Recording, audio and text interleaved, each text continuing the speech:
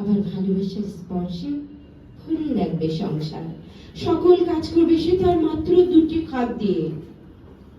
স্বর্গের দূতের বিস্ময়, প্রভু মাত্র দুটি হাত দিয়ে কিভাবে সম্ভব?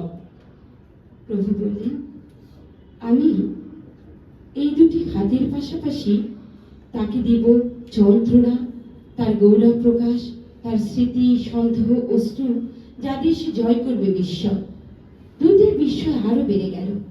হে প্রভু, এত কিছু চিন্তা করেছেন? নারী তো সত্যি অর্থে বিস্ময়কর। ঈশ্বরের উত্তর, প্রকৃতপক্ষে নারী তো তাই। পুরুষকে চমৎকৃত করার সকল সামর্থ্যই থাকবে তার।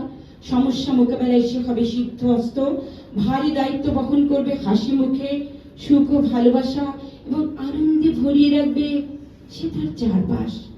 চমৎকৃত হবে সবাই। সে কাঁদবে যখন সে খুশি হবে, সে হাসবে যখন সে ভীত হবে, সে তর্কে যাবে যখন সে মনে প্রাণে বিশ্বাস করবে, আর তার ভালোবাসা হবে শর্তহীন। তার হৃদয় ভেঙে যাবে নিকট জনের বিচ্ছেদে, তবু অফুরান শক্তি নিয়ে জীবনে আবার ফিরে আসবে নারী। দূতের চাওয়া, প্রভু আপনার সৃষ্টি তো সত্যি বড় নিখুঁত। ঈশ্বর বললেন, একটি তার অপূর্ণতা। বারবার সে ভুলে যাবে তার মূল্য, তার অপার শক্তি। ধন্যবাদ, শুভকামনা। এটি আমার